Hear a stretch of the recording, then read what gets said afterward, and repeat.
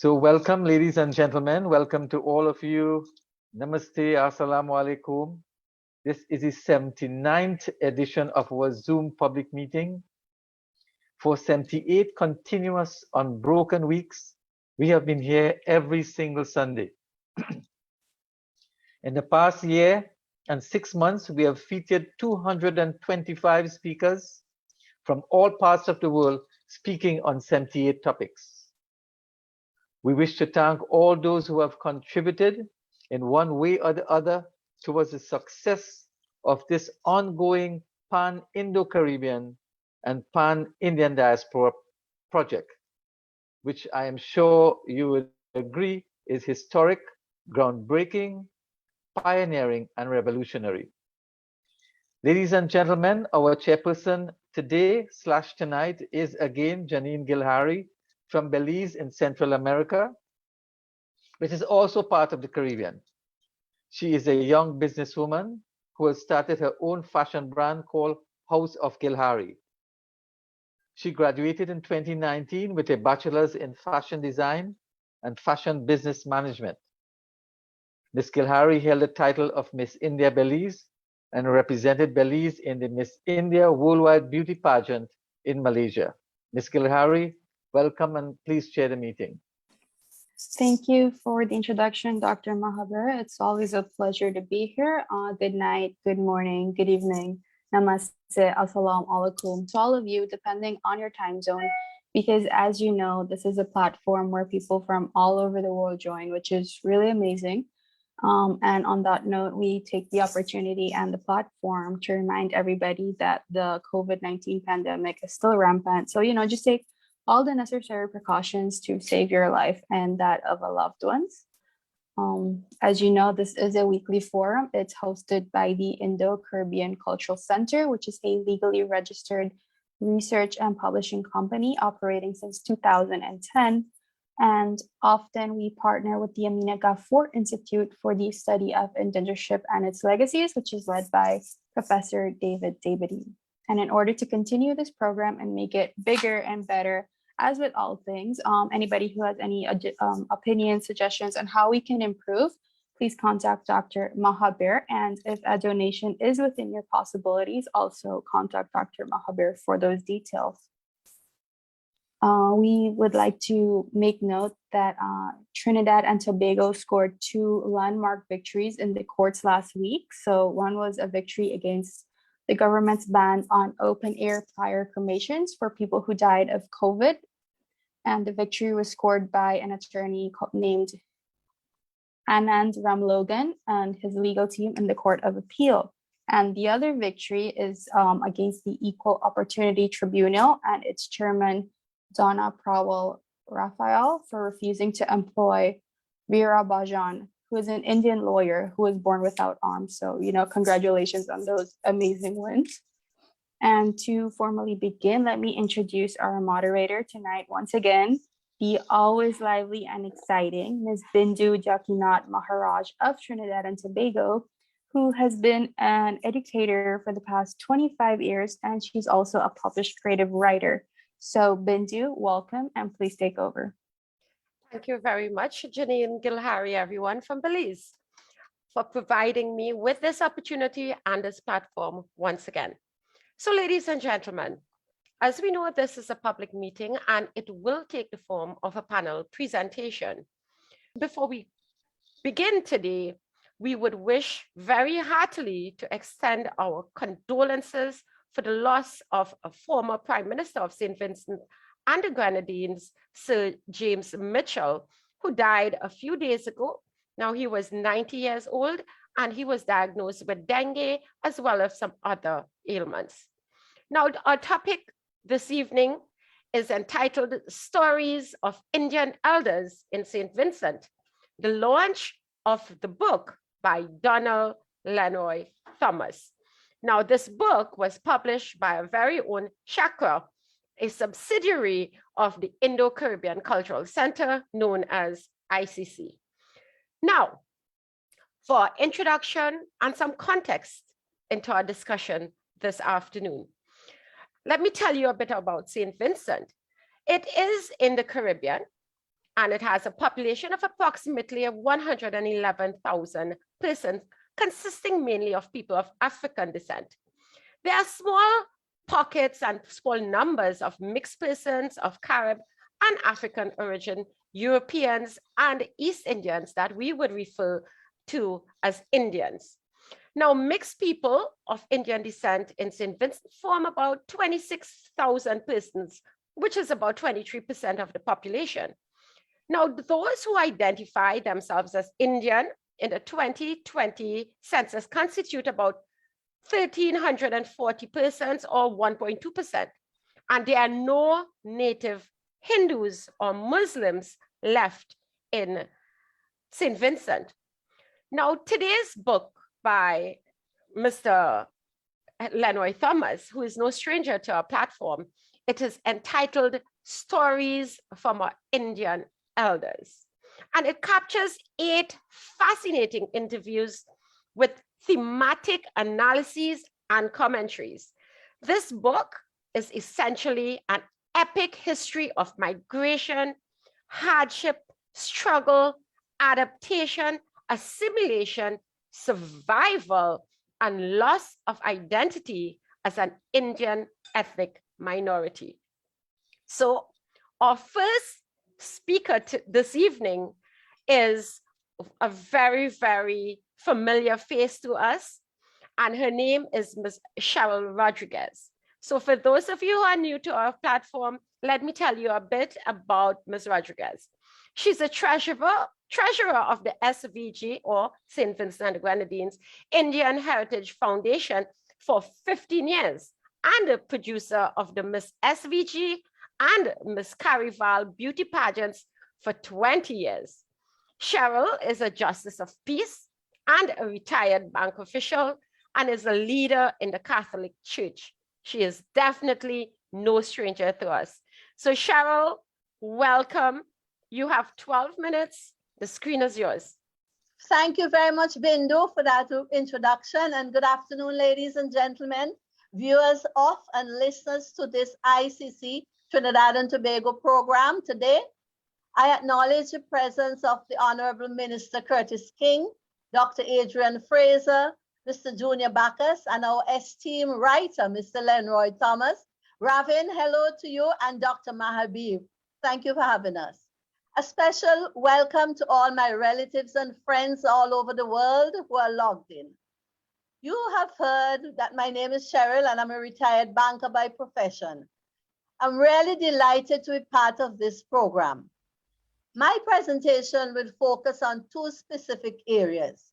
I will speak first about the author, and I will present an overview and endorsement of this book. Now, what is the name of the book? Stories from Our Indian Elders. Who is the author? Mr. Donald Lenroy Thomas, popularly known as Lenroy.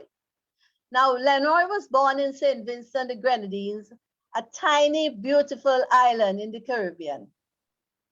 He's a descendant of Indians from India to SVG during the last half of the 19th century, 1861 to 1880. He obtained his primary and secondary education at private and religious schools in the village of Richland Park and was a teacher at his primary school. Lenroy also assisted his parents on their farm, operating a grocery shop, making hats and caps. In the 1970s, his great uncle, Mr. Vincent Moore, told him stories of his ancestors, and as his interest grew, he constructed a family tree, starting with his ancestors who came on the ships from India. Lenroy obtained a BA degree in business administration in Trinidad and Tobago, where he participated in Indian cultural events and ceremonies, and experienced a more undiluted form of the Indian culture than is in St. Vincent and the Grenadines.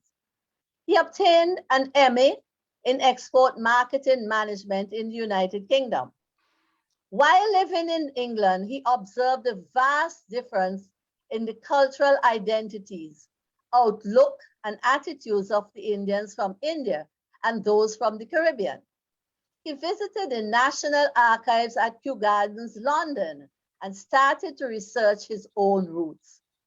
On August 16, 2005, Lenroy, his sister, and some cousins visited his elderly cousin, Mr. Ozzie Batiste, at Indian Bay. And after their discussions, the SVG Indian Heritage Foundation was formed. Lenroy assisted in organizing the foundation, of which he is a co-founder. He served as an executive committee member, preparing the minutes of the meetings, coordinating events, and doing extensive research, including visits to the public archives in St. Vincent and the Grenadines. In 2007, he was chosen to visit India for a course at the National Institute for Micro, Small, and Medium Enterprises, where he did field studies, traveling from Hyderabad to various places as far south as Kerala. He was able to identify some cities of the SVG Indian ancestors. In February 2008, Lenroy moved to Turkey, where he married a Turk and has been teaching English as a foreign language. He continues to be involved with the SVG Indian Heritage Foundation and its activities. He and 8 Indians of Vincentian heritage in the diaspora started the SVG Indian Heritage Foundation group on Facebook on February 14, 2010. He administers the website team and Facebook page. Mr. Lenroy Thomas has a wealth of knowledge about the roots of the SVG Indians and their experiences. He's most delighted to bring these to you in his book, Stories of Our Indian Elders. Now, my second part of my presentation, I will deal with the book. In section 1 of his book, Lenroy covers the historical setting of both India and SVG during the mid-19th century. Chapter 1 deals with India prior to the 1860s. In the 18th century, India had its fine cities, splendid buildings and temples, and untold riches. The people consisted of many tribes, differing widely in color, creed, and language, with Hindus the largest group of 3,000 different castes. The famous composer Shah Jahan, which means Lord of the world, possessed boundless wealth, some of which he spent building at Agra in memory of his wife Taj Mahal, one of the most wonderful buildings in the world. However, after 1858, there was a scarcity of agricultural seeds, lack of rain, and famine, and the economic lives of Indians was devastated.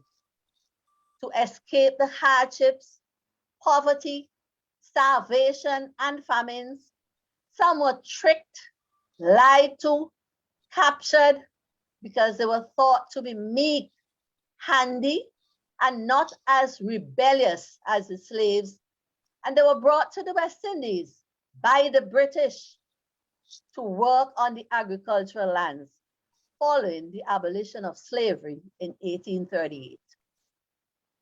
Now, the next part of the book, SVG prior to the 1860s.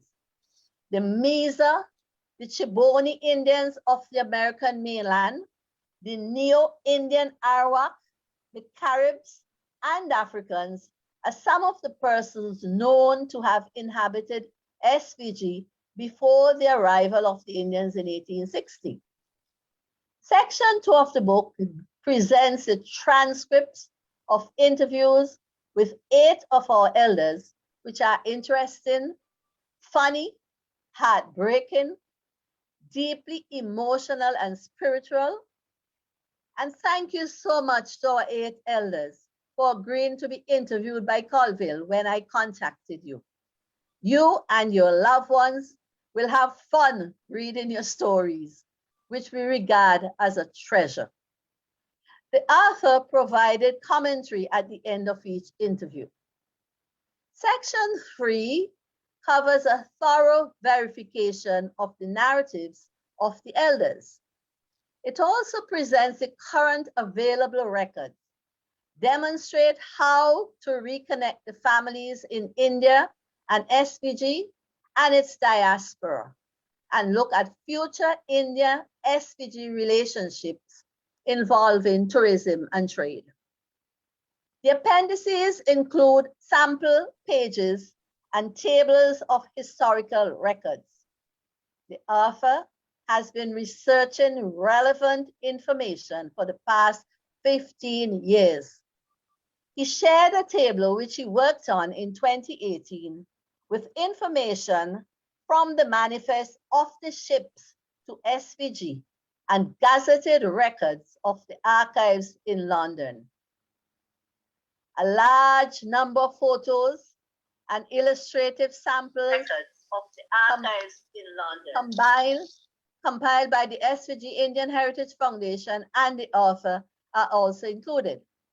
These demonstrate the way the SPG Indian Heritage Foundation has grown and progressed over the years, how persons of Indian descent have made outstanding contributions in all disciplines and professions all over the world, and how the executive and members work together, support each other, enjoy each other's company at various events with local, regional, and international guests and performers.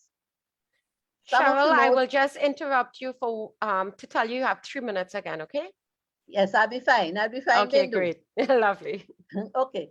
Some of the most outstanding events that come to mind are the passing of an act of parliament by the government of SPG in 2007, recognizing June the 1st as Indian Arrival Day and October the 7th as Indian Heritage Day. Many thanks to Honorable Rene Batiste, then Minister of Culture. In 2020, Mr. Junior Bacchus, president of the SPG Indian Heritage Foundation, was appointed honorary counsel for India to SPG.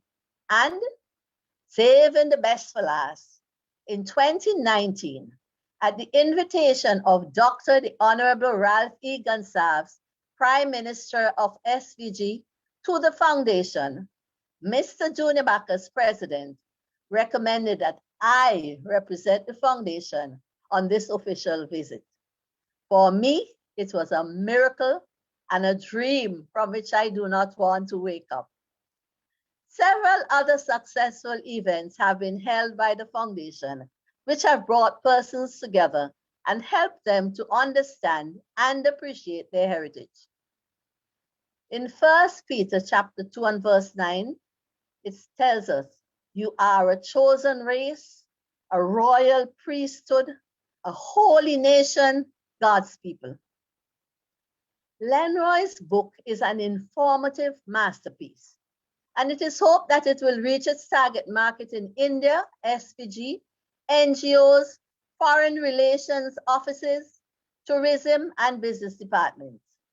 It is available globally, and everyone is encouraged to purchase a copy for yourselves, your kids, your grandkids, members of your families and friends. You don't know what to buy them for Christmas? Here is your ideal present. Buy one for each of them. You will learn a lot about Indian history and our heritage. You would not want to put it down once you start reading.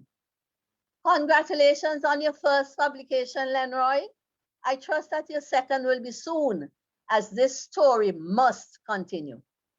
Thank you for inviting me to become a member of the SPG Indian Heritage Foundation in 2005.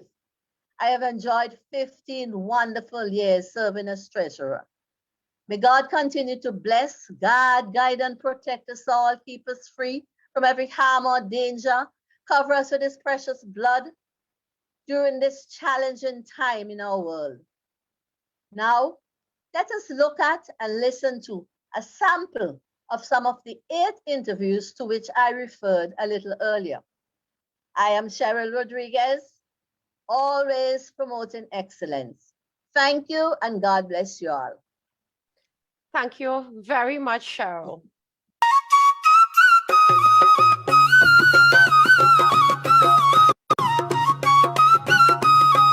Tell us your name. Walter Samuel Bacchus. Where are you originally from? Well, my parents were born in St. Vincent, but their parents, which is my grandparents, they came directly from India. On my father's side, my father, which is my grandfather on my father's side, he was brought here from India. He was kidnapped.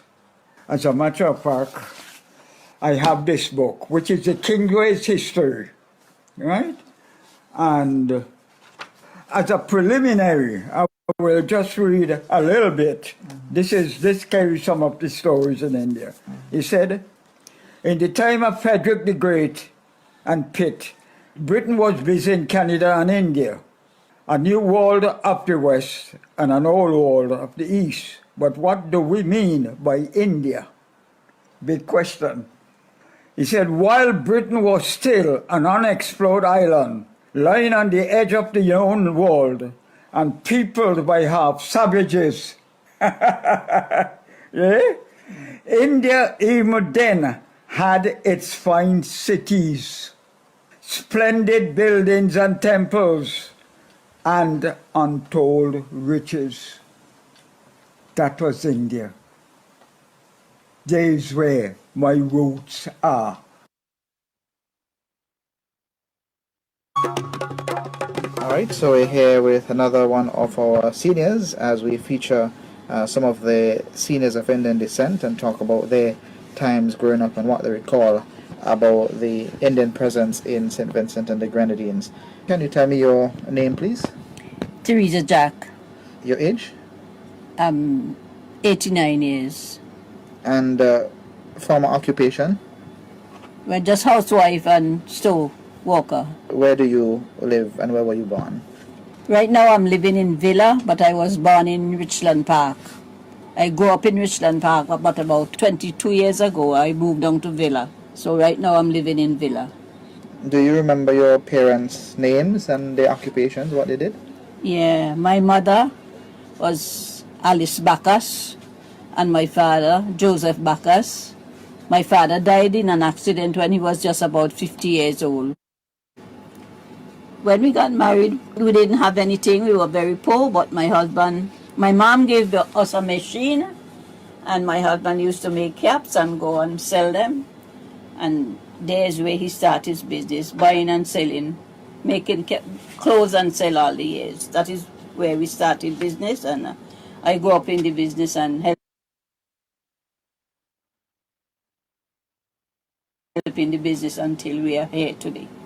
And today you now have Jack's Enterprises, which your Yeah. husband and yourself built to Right, what Jack's it is today. Enterprises. But Jack's Enterprises is run now by my children because I'm retired. How would you say things are now compared to, let's say, when you were growing up 40, 50, 60 years ago, in terms of the Vincentian way of life and the way how people relate to each other? It's much different now than when I was growing up. Because when I was growing up, we couldn't eat like what we could eat today. We used to eat breadfruit morning, noon, and night. But now you can eat anything else you want to. So it's much different right now. All right, so lovely, and thank you. And now, ladies and gentlemen, we move on to our second speaker. Our second speaker is Dr. Adrian Fraser. Now, let me tell you a little bit about Dr. Fraser. He's a former head of the UWI Open Campus in St. Vincent and the Grenadines. He researched and wrote about Indian immigration for his MPhil and PhD theses. Dr. Fraser is very proud of his mixed heritage, given that his father is of East Indian descent. Now, Dr. Fraser, welcome, sir. You have 12 minutes to do your presentation. Okay, thank you very much. And greetings and good day to all who are participating in this afternoon virtual book launch. Before I begin my brief overview of stories from the Indian elders, I want for a moment to touch on a matter that Lenroy might have helped to clarify. Table 1 in his book has a list of the ships from India to St. Vincent, with the first one, the Travancore, arriving on the 1st of June 1861. Lieutenant Governor Musgrave's official dispatch, dated June the 7th, 1861, however, reports the arrival of the bark Travancore on June the 2nd, 1861, from Madras, India. This is not a major issue, but is mentioned to avoid any confusion over the dates, for it could be that it arrived on June the 1st, but was not officially cleared until the next day, June the 2nd. It did so after a passage of 92 days from Madras, with a total of 260 immigrants, 160 men, 62 women, 34 children under 10, and 4 infants under 1 year. There were no deaths, but there were 5 sick persons who fortunately did not need hospitalization. They were placed at the commissariat building at New Edinburgh. This was the first official listing of a boat of immigrants from India. Incidentally, on January the 14th of that year, a group of liberated Africans arrived from St. Helena in the South Atlantic Ocean of Africa. Now, I must congratulate Lenroy on his work and also Calvin Harry for conducting the interviews. It's an important piece of oral history, and one wished it had been done before so that more of the stories of those who arrived would have been captured. At least among the elders are a 93-year-old man and some in the 80s. Our early history as taught to us was really the history of the colonizers, who depicted us in a way that glorified themselves and saw others as being there merely to satisfy their needs.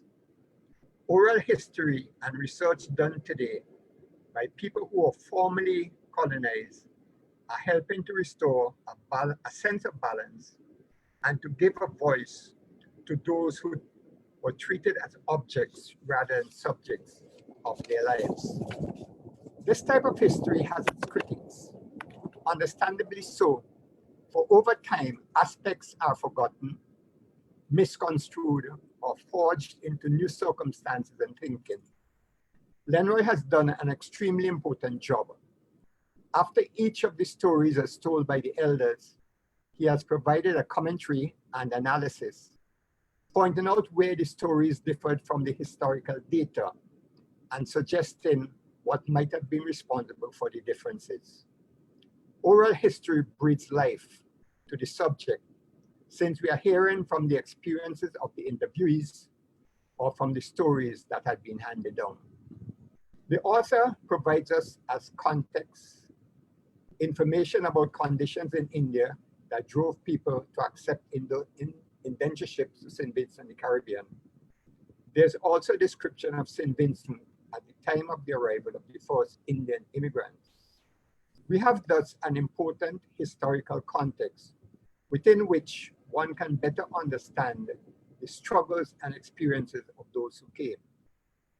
Those who arrived on the second ship in January of 1862 might have found themselves strained and confused. For a few months after their arrival, there was a major labor disturbance that involved strikes by the Creole workers who expected the African, Portuguese, and Indian indentures to join them. Common themes run through the stories told by the elders, that on life on the estates and the movement to village life, with a diversity of patterns of living that involved farming their own land that they were able to purchase, and then a further movement into trade, light manufacturing, export of produce to the Grenadines and Trinidad, and transportation through the ownership of buses. With the availability of educational opportunities, especially through the establishment of the Seventh-day Adventist primary and secondary schools, there was further movement away from traditional work patterns with one of the elders becoming the first Indian to be an education officer, and in the process, facing racial obstacles and slurs.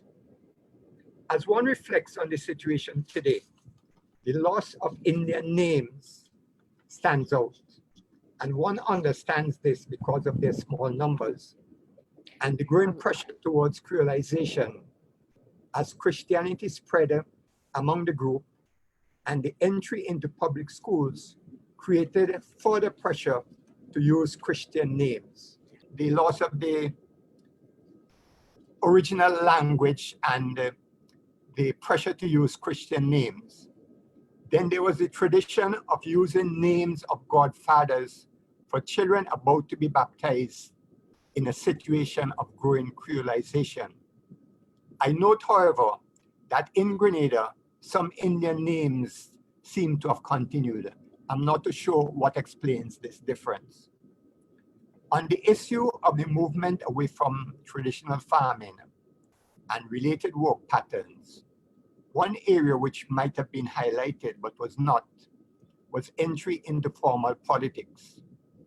True enough, only 3 persons were mentioned as entering the field of politics, but it is of signal importance that among the persons selected to the Legislative Council at the first election on the adult suffrage was one Indian, Evans Morgan, who however migrated not too long after.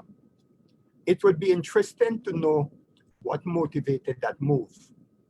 Did he suffer the racial slurs and obstacles that Bacchus, the education officer, faced?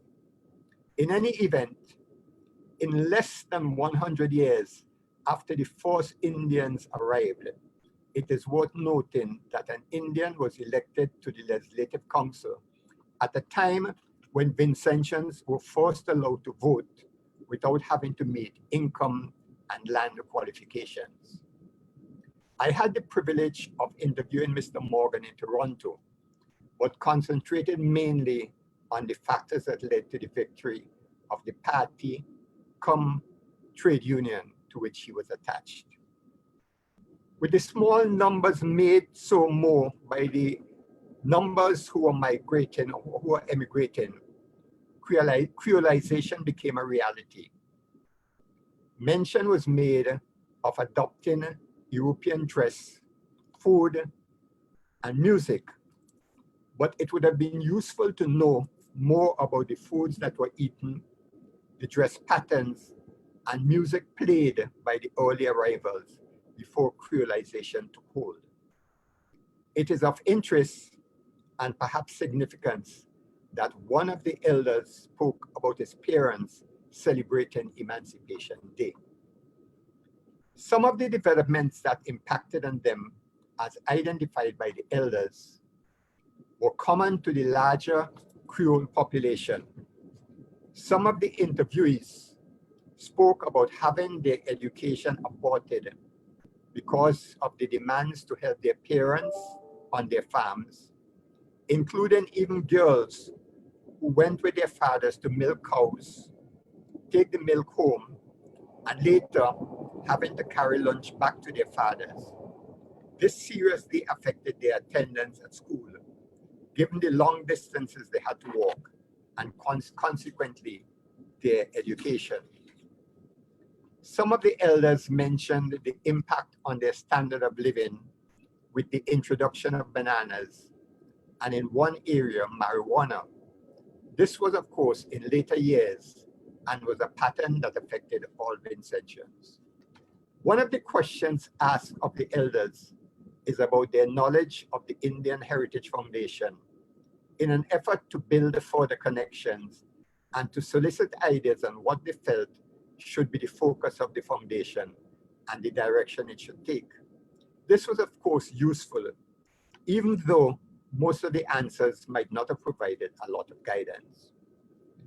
One thing that stood out from the interviews was the interconnections of the Indians, who in the early years were forced, because of small numbers, to stick together, even though they might have come from different tongues and were from different castes and religions. This paved the way eventually, and perhaps quite early, to assimilation with the broader Creole society and to recognition of themselves as Indo-Vincentians. The pattern set by the stories of the elders is a way to get not only the Indian population, but others, including people of different ethnic backgrounds, to reflect on their experiences and to share them. The history of St. Vincent will benefit by being then truly a history of the people of the country. There is an African proverb that says, until the lands have their own historians, tales of hunting will always glorify the hunters. The Indian elders who were interviewed have told the stories of their experiences and of their ancestors as they were handed down to them. They have in doing so helped to tell their story and not that of the colonial hunter. Congratulations to those who saw the wisdom of producing this book, Stories from Our Indian Elders. Thank you for listening. Thank you very much, Dr. Adrian Fraser, for giving us that background about the stories and where they would have come from and the context of those stories. We really did enjoy that. Ladies and gentlemen, now we move on to our third speaker.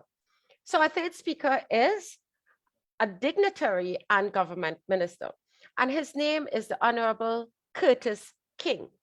Now, a little bit about the Honorable Mr. King is he is a Minister of Education and National Reconciliation in the SVG government. He is a UWI history graduate and a promoter of local history and community development. Welcome, sir. Great having you here. And you have 12 minutes. The screen is yours. Thank you very much. And a pleasant good afternoon to the other panelists and of course those who are listening and viewing this program. With my limited time, I want to just lay out the importance really of history in the context of rebuilding, if you like, our societies, okay? With obviously the focus here on St. Vincent and the Grenadines. Now, in 1999, I was transferred to work at the St. Vincent Grammar School, a local secondary school here. And I was basically asked to teach history in the law forms. When I approached the headmaster, asking him for a syllabus for the junior school, he told me there was none. And based on the look that he saw on my face, he immediately said to me, go and draft a syllabus. That is why we sent you to university. So basically, I used the CXC syllabus on history and formulated what I consider to be a syllabus for the junior school at that, the junior forms at that secondary school. That is to say from forms 1 to form 3. And in that syllabus, what I did, which was different from what existed before, I introduced local history themes or topics, if you like, and spread them over a 3-year period. Now, that syllabus was then taken to the History Teachers Association, where it was decided with some modification that the syllabus would be adopted for 12 secondary schools throughout the country as part of a pilot project. That syllabus that we adopted had detailed references to sources that would aid the teaching of the various local topics. After 1 year of piloting this syllabus, we met again, to evaluate our successes, or if you like, our failures.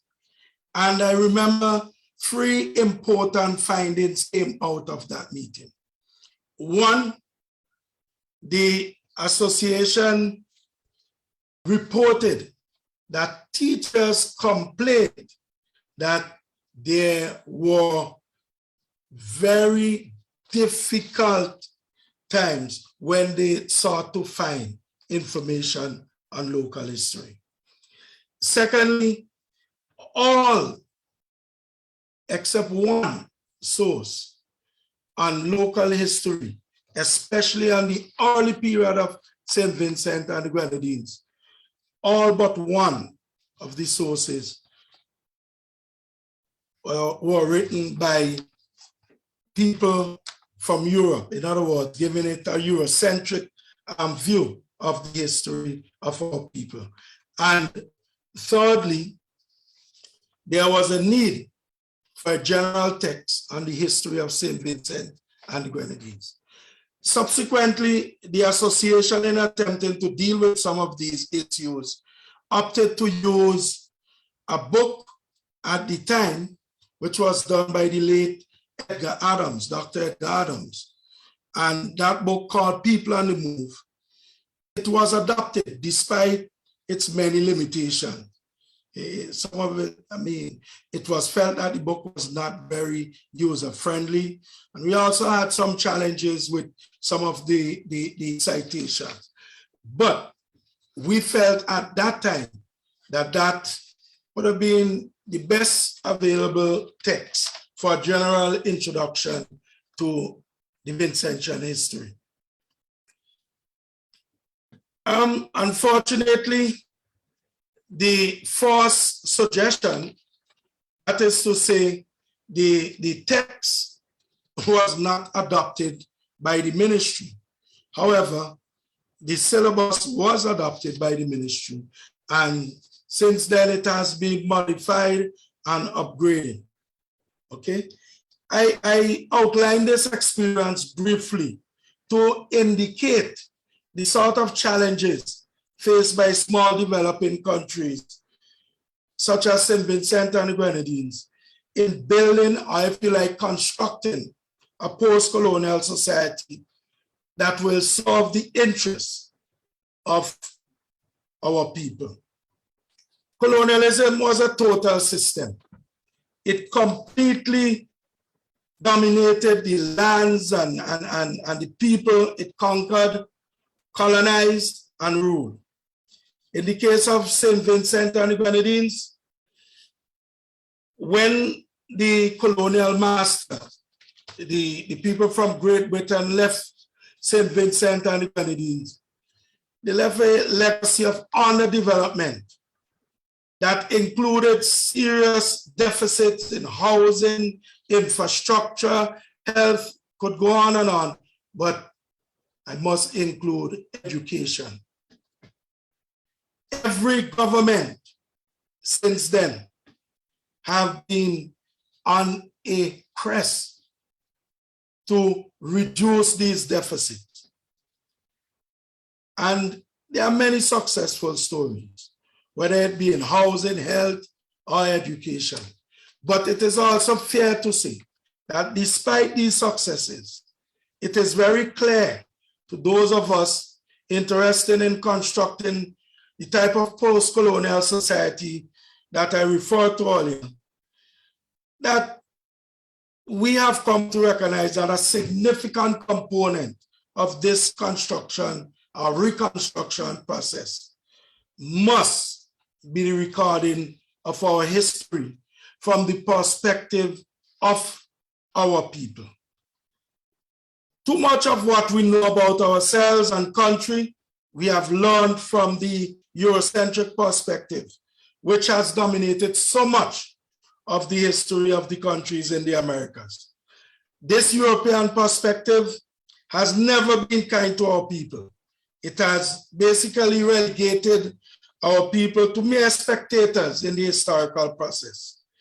According to this Eurocentric view, the Kalinago, Garifuna, Africans, Indians, they played no meaningful role in the progressive development of the colonial society. Hence, there are no need to record what is not there. Perhaps the words of Oliver Tambo of the ANC is very appropriate here.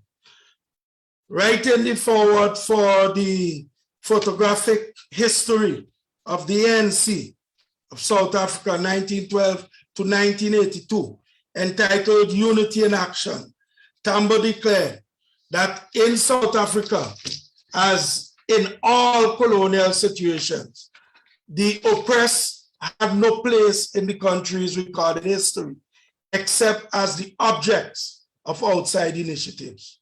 European powers, financial interests, and white settlers feature as the sole agents of history, and the dynamic interaction between them and the African social formation has been presented as one-sided. Generally, the African past was of little interest except to confirm prejudices. I quote there from the words of Oliver Tambo. But this can be said of the British colonial experience, whether it was in India, Africa, or the Eastern Caribbean. So this is the sort of historical distortions that small developing country like ours must seek to correct, so that our people could get a better understanding of their past and use that understanding of their past to guide them on their way forward. That is why I've always argued that correcting our historical distortions, or record if you like, cannot just be a passive academic exercise where our historians bend over backwards to make sure that their writing is somehow neutral. Our history cannot, and I repeat, cannot be neutral. It must be written from our perspective. I am not here advocating falsifying information. No, I am suggesting that we must unearth the facts and interrogate them from the perspective of our people, not somebody else. And in fact, I often say, what use will our history be to us if we replace the Eurocentric view with a bland report of so-called neutral facts? I have never subscribed to this view that history could be neutral. It cannot be, and we must not fool ourselves into thinking it can be. Someone must record it, and whoever that someone is will give it his own interpretation and meaning according to his worldview. We must therefore record our history from our own perspective, not that of someone else, far removed from our society. I am therefore very happy to be associated with the launch of this wonderful book, Stories from Our Indian Elders by Mr. Lenroy Thomas. It is a most valuable source of primary and secondary information that is of great help in recording our history from the perspective of our people. And I have not completed the reading of the book, but those stories I read, you take, for example, the one from Walter Backus, and listen to how he speaks about India with great joy. Because, and I'm trying to quote here from the book, because he has given it from his own perspective that I believe he would have obtained from his parents and others. And I just want to quote a short part from it. This is his response to a question. Piece of it you heard in the tape just now. He said, "It is said in the time of Frederick the Great and Pitt, Britain was busy in Canada and India, a new wall of the West and an old wall of the East. But what do we mean by India? Big question. It says while Britain was still an unexplored island, lying on the edge of the known wall and people by half savages. You hear? India, even then, had its fine cities, splendid buildings, and temples, untold riches. That was India. This is where my roots are. You get the sense of pride. You get the sense of a willingness to identify with his background, if you like, with his home. And that is what I'm saying. We must write in such a way that our people should feel a sense of pride, knowing fully where we come from was also great. And that would guide us on our way forward into doing the great things that we ought to do. Then there's the author's interpretation and comment on the interview with Mrs. Teresa Jack.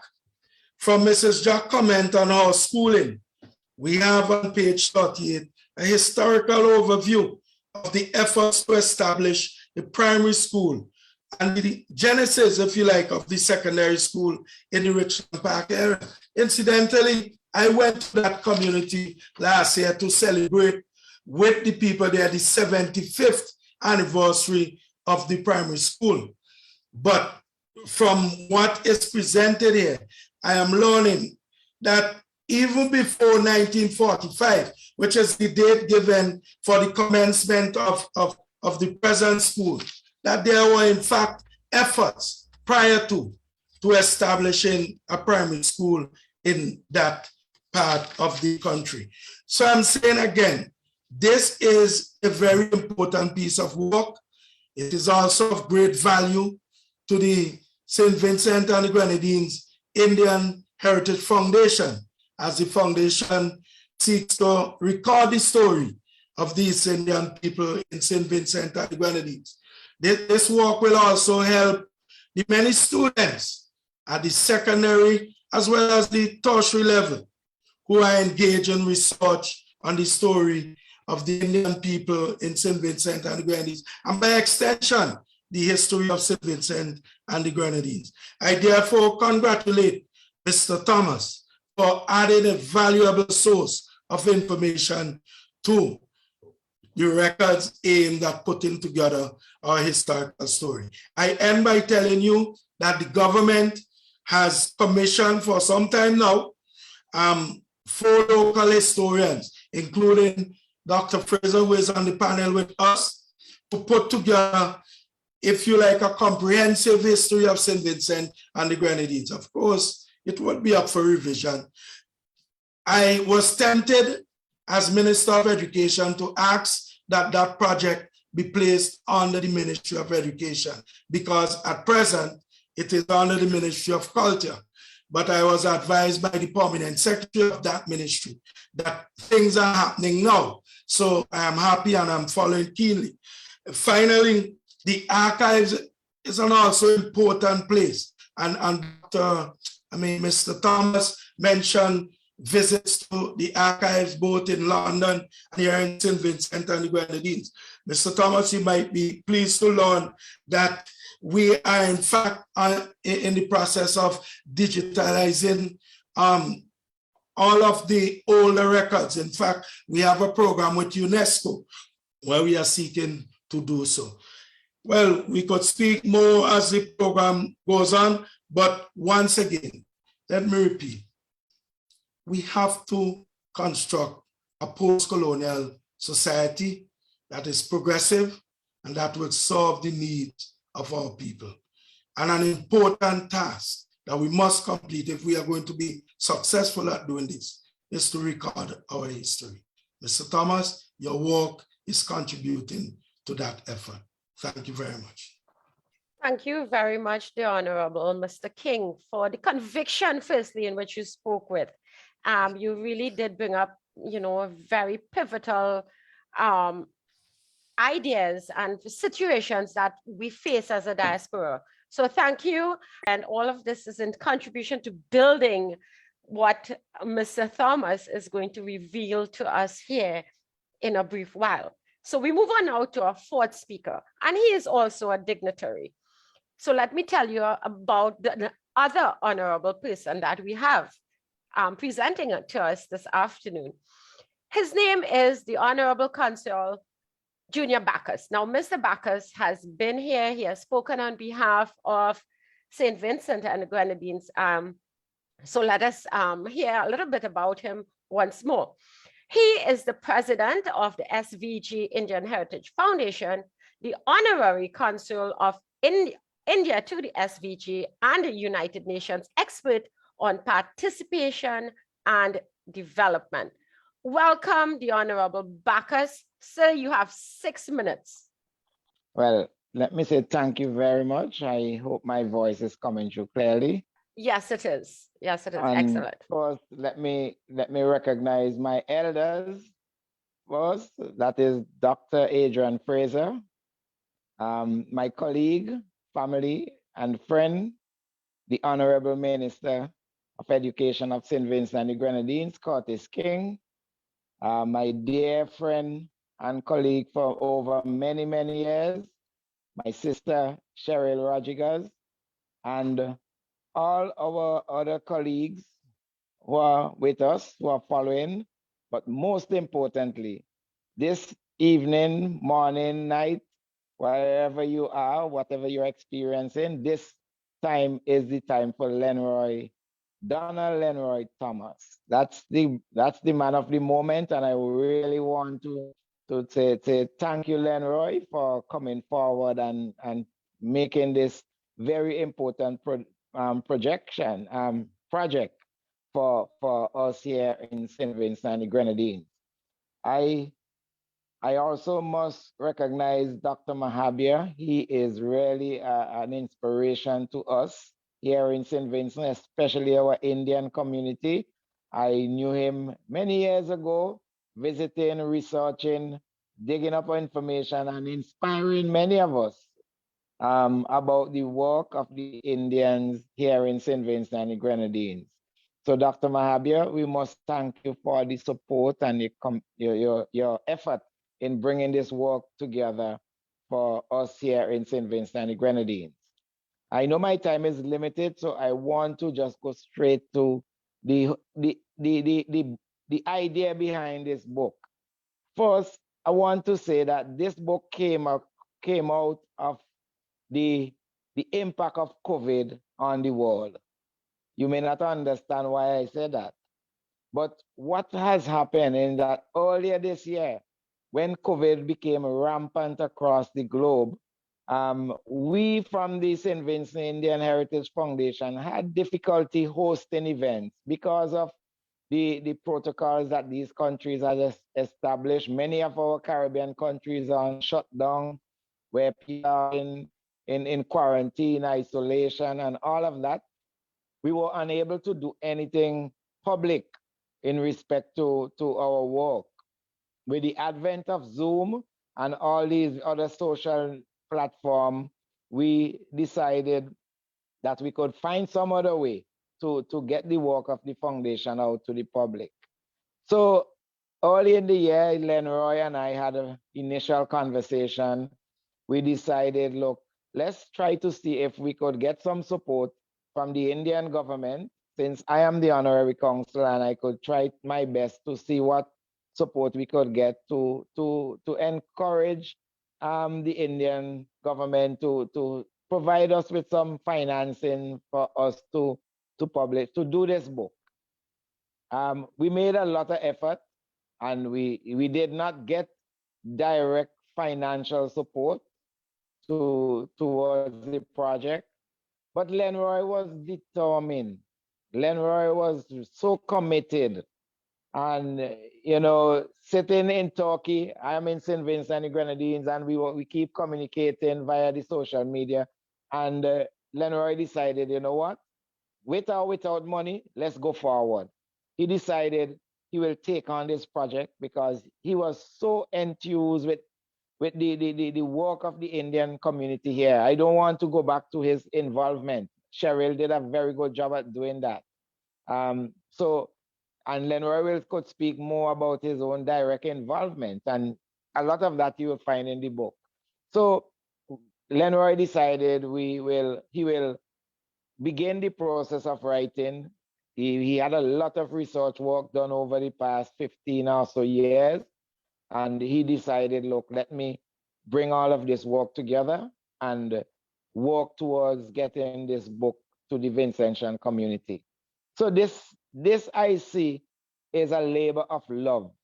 It is the love for the Vincentian community why Lenroy was able to get the work done. And I am so ecstatic to see today we can choose this global platform. Thanks to Dr. Mohabi and the ICC. We have this global platform where we are not in a big hall launching a book, but we are in the whole world launching this book. And all our friends across from South Africa, from Belize, all our friends who are following, we want to say to you, we appreciate your support, your encouragement in respect to this work. The book will certainly provide very useful benefits and inspiration to the Indians here in St. Vincent and the Grenadines.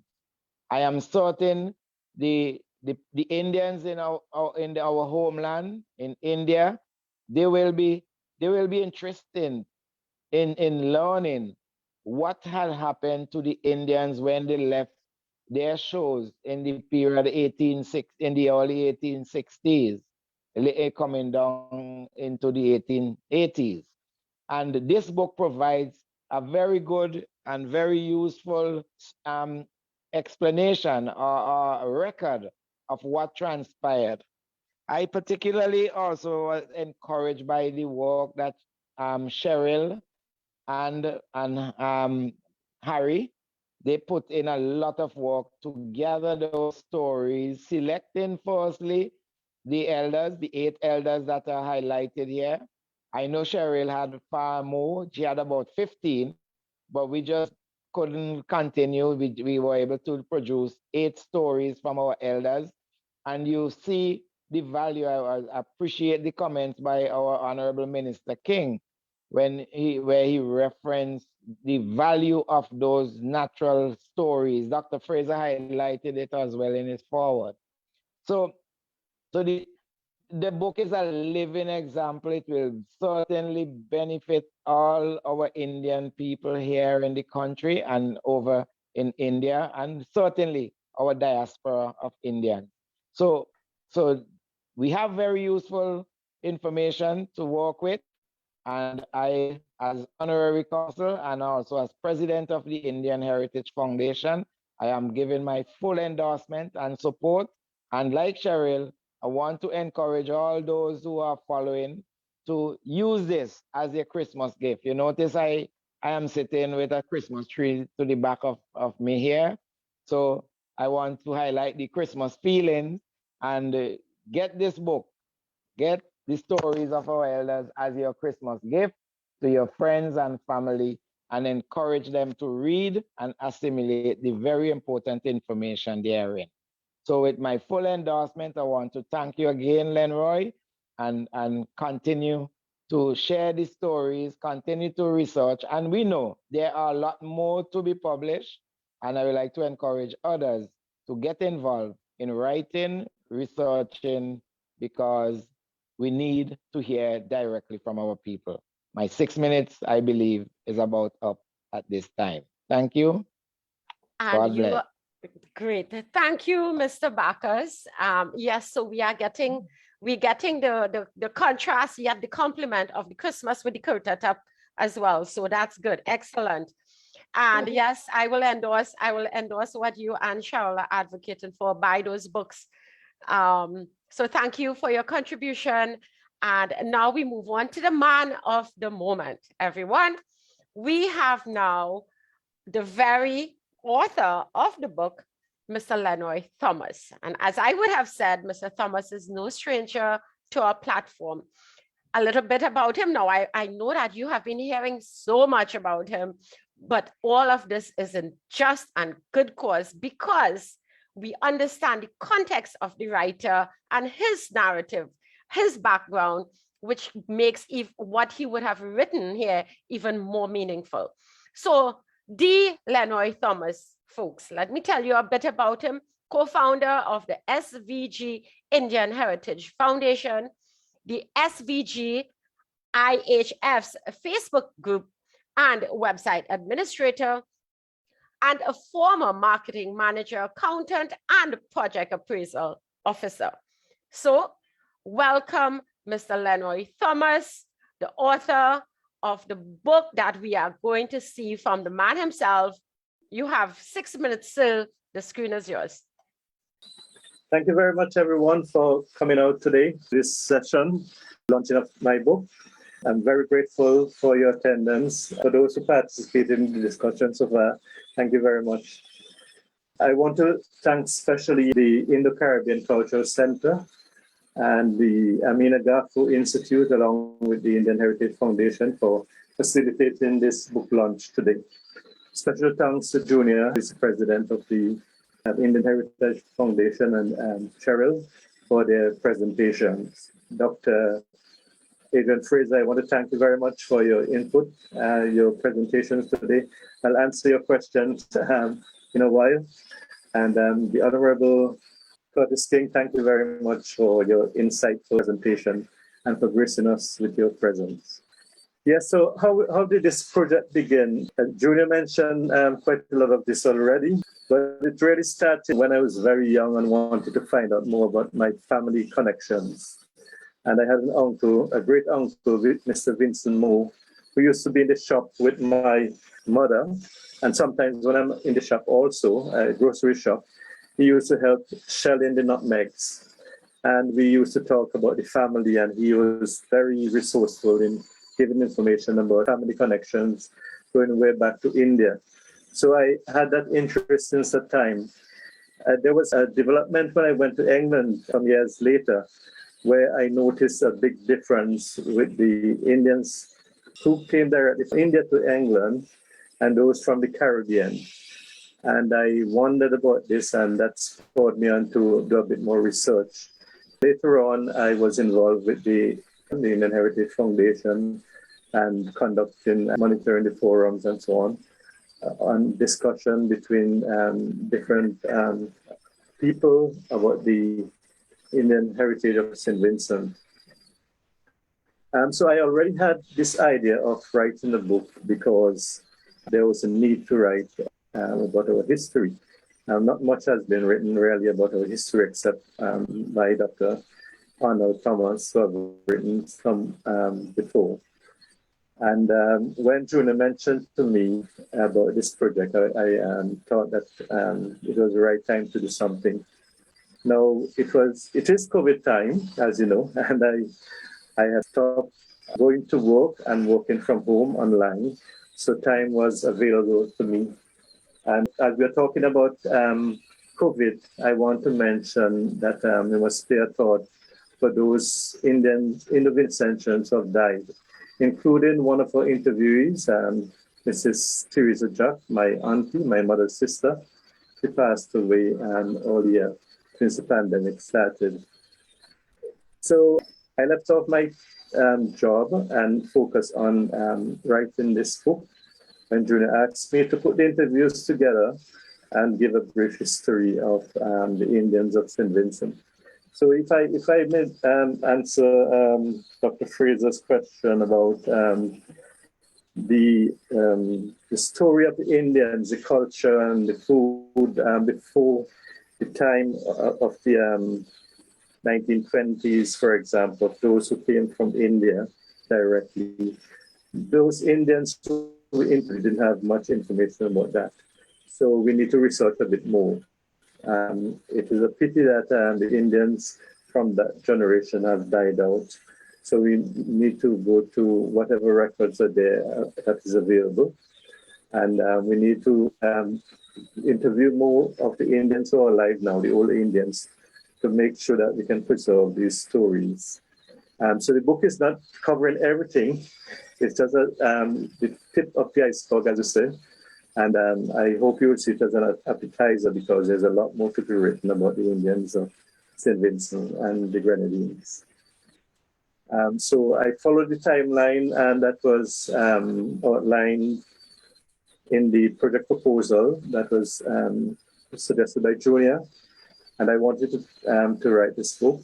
I want to thank Dr. Alban Bacchus for assisting me there in the framework of this, and later on in connecting with the different distribution channels globally. I wanted to thank Dr. Fraser also for reviewing the proposal and reviewing the book earlier on and writing the foreword, the preface of the book. Special thanks to Dr. Kumar Mahabar for all the things that he has been doing in helping to get this book published. There were challenges along the way, and Kumar was there for me during this time, and we overcame a lot of these challenges, and finally we have got the book published. So how did I overcome these challenges? By working hard hours, long hours, accepting the fact that there are limitations. Resources, for example, is limited. There's a lot more research that needs to be done. We need to go places, different libraries to get information. So a lot more work needs to be done really to properly document the history of the Indians of St. Vincent. One of the things that I did in getting this work done is to reach out to people who could help. And I want to spend most of the time here really to thank those who helped in getting this book done. In addition to those I've mentioned before, I must extend special thank you to Mrs. Cheryl Rodriguez, who coordinated, and Mr. Colville Harry, who conducted the interviews featured in this book. Special thanks to the 8 interviewees, Mr. Walter Bacchus, Mrs. Teresa Jack and her husband, Nathaniel Jack, Mr. Samuel Dean, Mrs. Elise Williams, Mr. Patrick Dean, Mr. Noel Solin, Mr. Winston Bacchus, and Mrs. Sadie Bowman. Thank you for your wisdom in seeing the importance of putting these interviews into this, that it could be available to our generation and the next generations. I thank you also to all those who participated in the different discussions on our forum, on our Facebook group, and those who contributed pictures in this book. Special thanks to Mr. Dings Johnson for allowing us to use his painting of St. Vincent National Hero, Joseph Chatterjee. Thank you also to Mr. Shamsuddin of Trinidad for his advice and for his input in helping in putting together the information to advise us how to connect with our families in India. The diaspora can look, there's a chapter in this book that deals with that. And you can look at that chapter if you want to connect back with your families in India. Mr. Shamsuddin was very helpful in providing that information. Special thanks also to Amit, Mr. Freddy Carter for his technical services and the tremendous work he did in designing the graphics in this book. And all those who helped in editing, including Miss Susan Berkeley, Mrs. Helen Bacchus, my children, and my wife, of course, for her patience. So how can you help others know about this important history that I think is of people who are generally invisible, right? I mean, in regards to the writing, how can you help? You can get a copy of the book, write a review online on Amazon or on Barnes and Noble. Talk about it to your family, friends, and colleagues. Share the link to purchase the book with your network. Recommend it to history teachers and other educators. Promote it in your businesses and wherever you can. And buy a book, as Jonas said, and Cheryl, and for Christmas as a gift to your family and friends. I have started a project, a GoFundMe, and I will copy this and paste it into the chat, where you can donate a book to secondary school students in St. Vincent.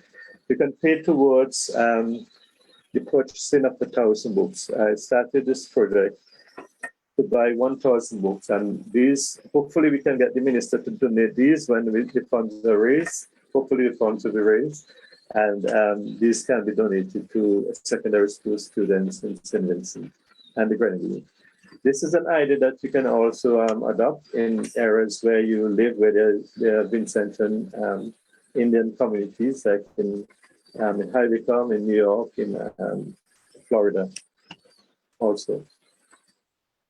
The book is available at these places: Amazon, Barnes & Noble, at Gaines Bookstore in St. Vincent, and it can be available to most bookstores if you search through their traditional suppliers.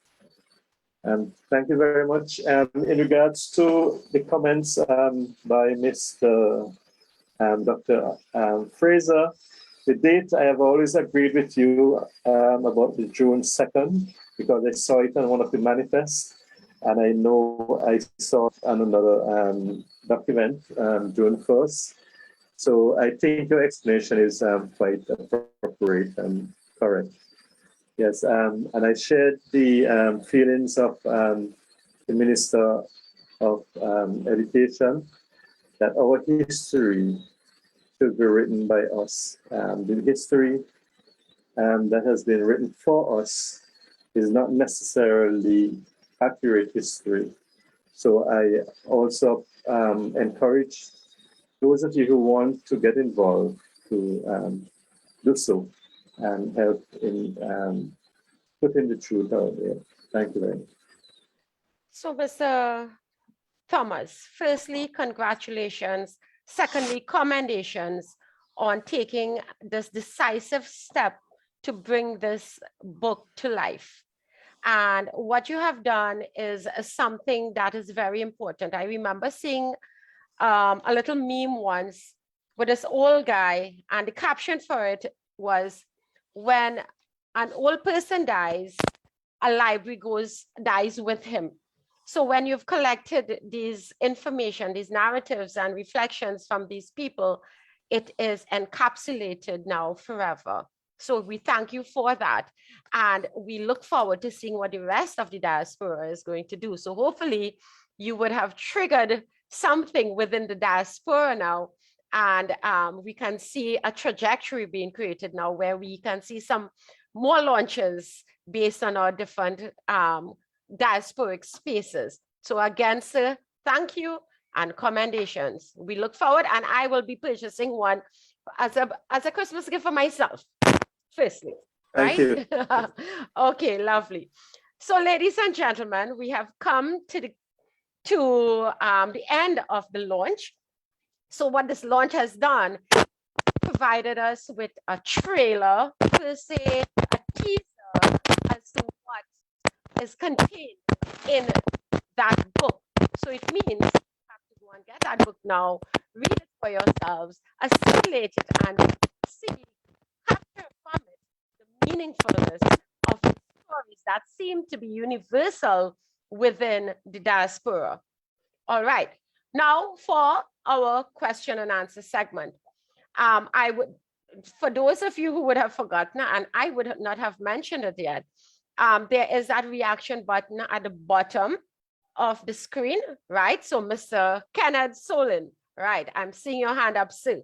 So for those of you who are unfamiliar, go to the bottom of your screen or look for those ellipses again, look for reactions, click on that, tap on it, look for raise hand. I'll see your hand up and I'll take your question. So Mr. Solon, go ahead. Well, thank you. And I wanted to also congratulate Lenroy. My story is a little bit different. I was born in St. Vincent, and my family immigrated to New York when I was only like 2 years old.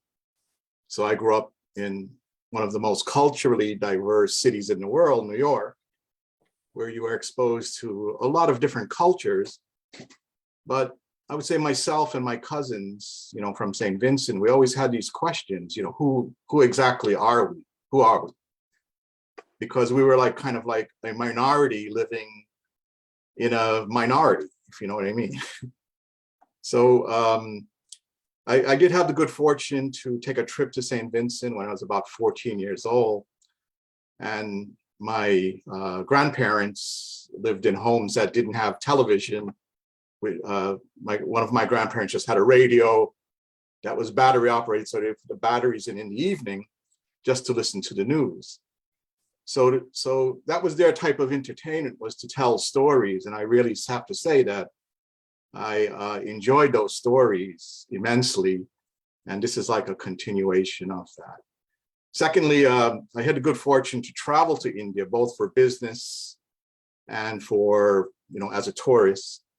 When I went for business, one morning, I was sitting in the hotel, speaking to an Indian colleague, and an American lady walked over to me and said, "Excuse me, I don't want to interrupt you, but I must say, I must compliment you on your accent. You have a very good command of English." And I said to her, "Well, thank you. That was one of my best subjects in school when I was studying." So I just wanted to, pass that along, that I really enjoyed the book. It's easy to read. I sat down and I must have read it in one sitting, maybe, an hour. So it's an easy read that you can go through very quickly. And I did really enjoy it. Thank you. Okay, so thank you for your contribution. And Mr. Thomas, I hope you're flattered, right? Because, yes. So I was waiting to see a little smile or so. So I'm seeing it now. So very good. So easy read, and that's an excellent thing. So that means it caters for all of us, right? So please do as Mr. Kenneth would have said, and take a read of it. Mr. Bacchus, your hand is up, sir. Yes, I just want to congratulate Lenroy on such a remarkable accomplishment. I shared his excitement when he broke the news that he was being asked to cooperate with the Indian Heritage Foundation to produce a book, and then he launched out and to complete the project on his own. It brings a pride and a sense of accomplishment, not only to his cousins like me and the rest of the Indian population in St. Vincent, but encouragement to all of us to follow our dreams. And he showed that started in childhood. It really boosts the pride of his immediate family, the village of Richland Park, St. Vincent, and Indians everywhere. And to fit this within the cultural history of St. Vincent, as Dr. Fraser and Mr. King alluded to, would be the next step, that this is one link in that chain now that must make progress. And I look forward to other products and other authors coming up. Lenroy and I got together and he shared that project when he was helping me on the technical end of some of the challenges I had in producing my book. And I'm very happy that he kind of beat me to the global launch. And I want to say congratulations, Lenroy, and I will be helping to promote as much as possible the distribution of this worthy volume. Okay, so thank you very much, Al Bacchus, the cousin of Mr. Lenroy Thomas. So ladies and gentlemen, so what we're seeing here, we are seeing two things, we've said about this whole COVID. COVID has given us this opportunity to have the ICC program and have it go on an international scale where we can capture so many viewers. I have a question when you're done. Oh, okay, lovely. 1 second. Right. So Mr. Thomas would have gotten the time now to go and do the necessary research and the hard work necessary to get this book done. So now we take a question from our very own Dr. Kumar Mahabir. Well, first I want to congratulate Lenroy heartily. I'm the publisher of the book, the hard copy, and that's a tribute to our company. We are going to promote it widely. We have a newspaper, IndoCaribbean.com, that has a readership of 4 million people in the Indian diaspora. So we haven't, Lenroy, we haven't started it yet, and then we'll put it on the website and so on. And we will put it in the bookshops in Trinidad, and of course, anybody in Trinidad wants it, they contact me for the time being. But I want to speak as a writer today, and writing a book is not easy. Some people think that you get up in the night one day and you start a book and you're done, and you're ready to publish. It takes months. It takes years. It has to go through a number process. When you finish a draft, you have to put it and let it lie low, hang it out, let it sleep. And then you wake up and you revisit it again, and you give it to people to review it and give you your comments. So it's a labor of love. Lenroy would never be compensated for financially for the hours that he has spent and the sacrifice that he has made.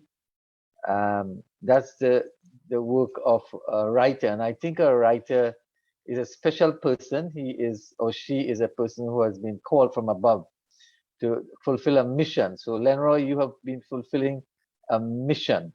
You have filled a gap, not only in the history of indentureship and Indians in St. Vincent, but the entire Caribbean and the world.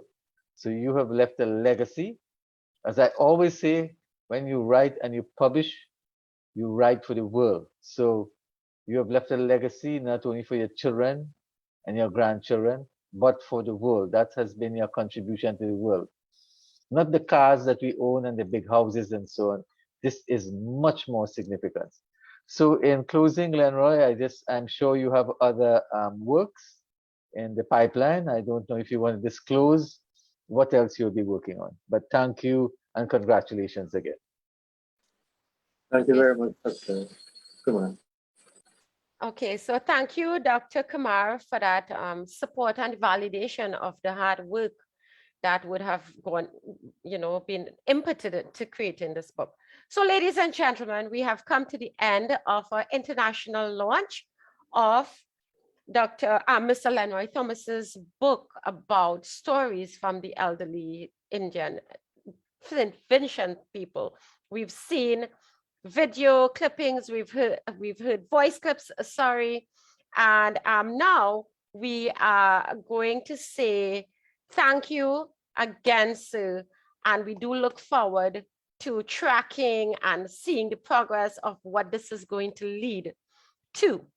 I would like to commend and thank Ms. Cheryl Rodriguez, Dr. Adrian Frazier, the Honorable Curtis King, the Honorable Consul Junior Bacchus, and our very own author here, Mr. Lenroy Thomas. So thank you all very much, and I hope to see you all next week, Sunday, same time, for our next program.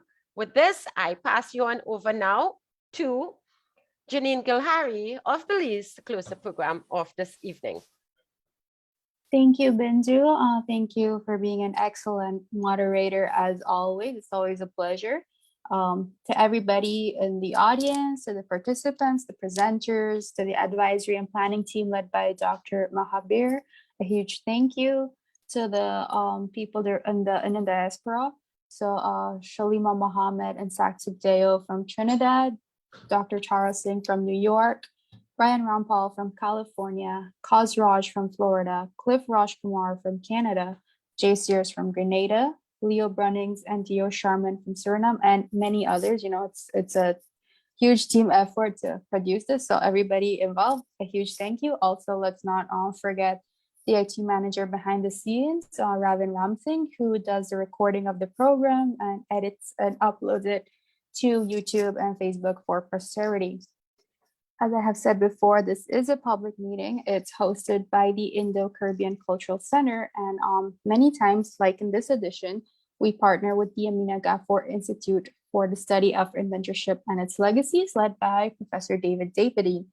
And as I had said previously, anybody who has any opinions or, just any suggestions on how we can improve, please contact Dr. Mahaber and send us your email and WhatsApp numbers to continue to build our database. I also invite everybody who hasn't already to like, share, and follow the ICC's Facebook page. Our topic for next Sunday, once again, an interesting topic as always, it's Indo-Caribbean identity captured in short and featured films. So that's all for tonight/today, depending on your time zone. I'm Janine from Belize saying goodbye. Take care until next Sunday. Thank you, everybody. Make sure you join us every Sunday at the same time. We have different topics, but the forum is yours to give suggestions and be a part of this program.